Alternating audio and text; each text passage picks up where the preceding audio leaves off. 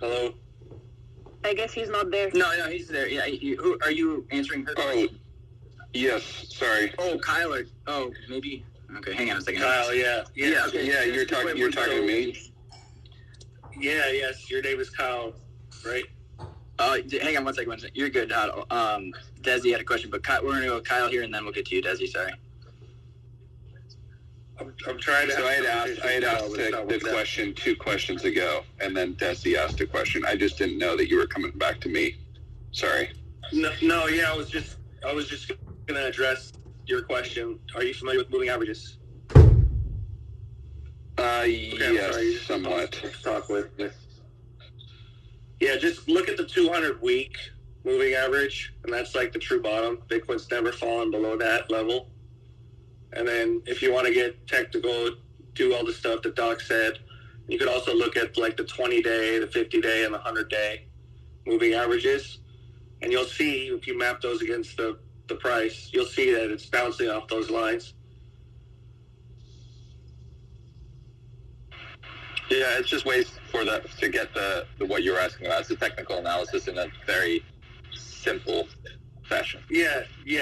That's all you really. That's the only thing you can really rely on in any kind of meaningful way. You can't even rely on that. So.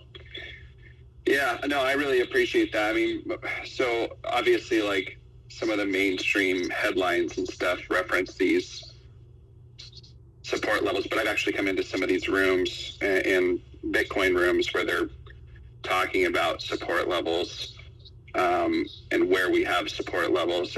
What you guys are describing makes a lot of sense, though, and I appreciate that.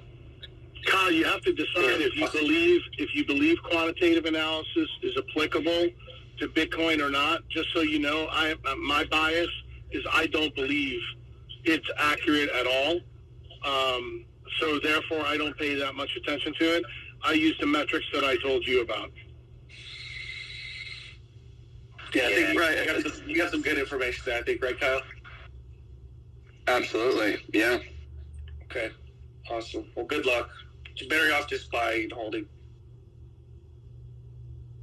And Desi, I'm sorry. Thanks for your patience, and thanks for helping out. I was just following up. Yeah. I was just following up on what Dr. Jack said. He mentioned hash rate, so I was wondering if someone can sort of briefly explain the hash rate to the audience. Yeah. I can do that unless someone else wants to. Yeah, so this like Bitcoin miners are essentially in a competition with one another to solve a puzzle.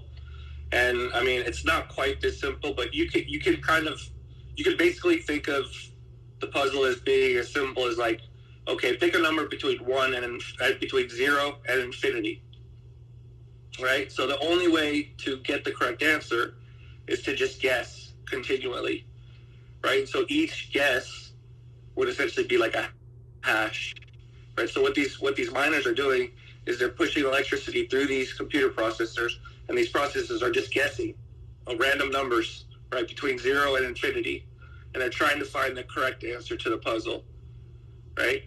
And like right now, it's like the number of guesses that it takes to get to the correct answer is like some astronomical number, so like, you know, like a trillion guesses every 10 minutes. Right, they're measuring, I think, in exohashes now, which is, So it's just like a hash is like a guess at an answer to the puzzle. Just basically like picking a number between 0 and infinity.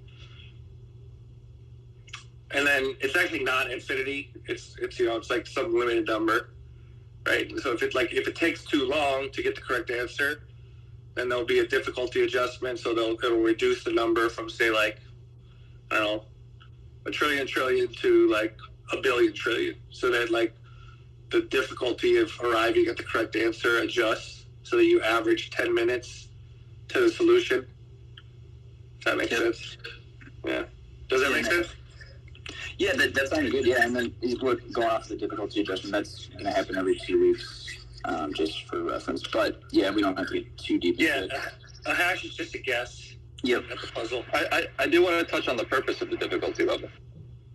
Sure. Which is So the reason the system does that, exactly what Holdling was explaining, is it lowers the amount, the total amount of supply of the guesses, right? So from a trillion to a billion trillion. And the reason it's doing that is it's trying to stabilize the amount of Bitcoin that are getting created over time up to the limit of 21 million.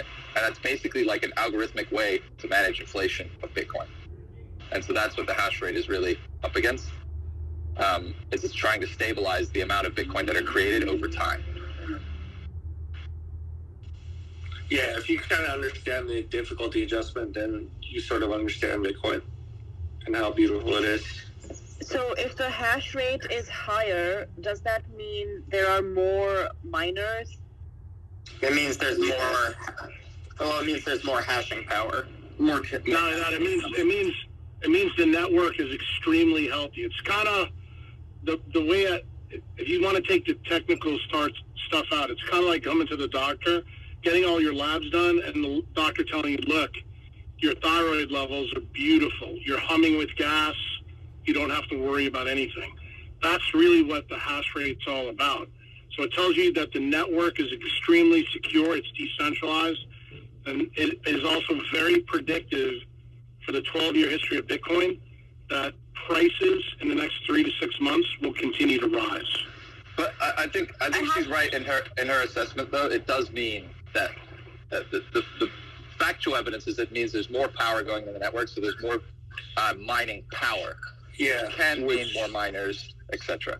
No, Can I just ask you a quick question on that? If the hash rate is higher, then would the difficulty adjustment decrease?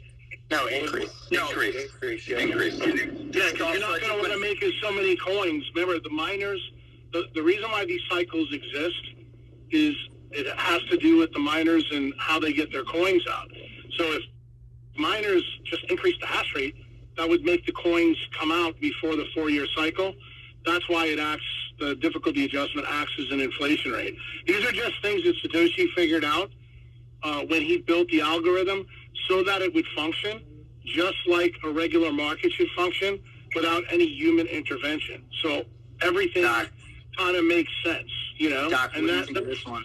I got one for you. Is the difficulty adjustment like a pacemaker? Yes. It's like a demand pacemaker, though. But yeah. Here's the thing. You have to remember, it's going to get very interesting because we're at an inflection point now. The difficulty adjustment is going to become much more important over time. Like getting back to Kyle's question, do I pay attention to the difficulty adjustment when you're in a bull run? Yes, I do. Absolutely. Because that gives me an idea about what miners are going to do with their coins once they mine them. Right now, in this halving especially, I think miners, I know Mara's come out and Riot has come out and said, you know what? Net, we're no longer selling the coins that we mine to the market. That's extremely bullish. That's huge. Wait, I still have a question on that, though.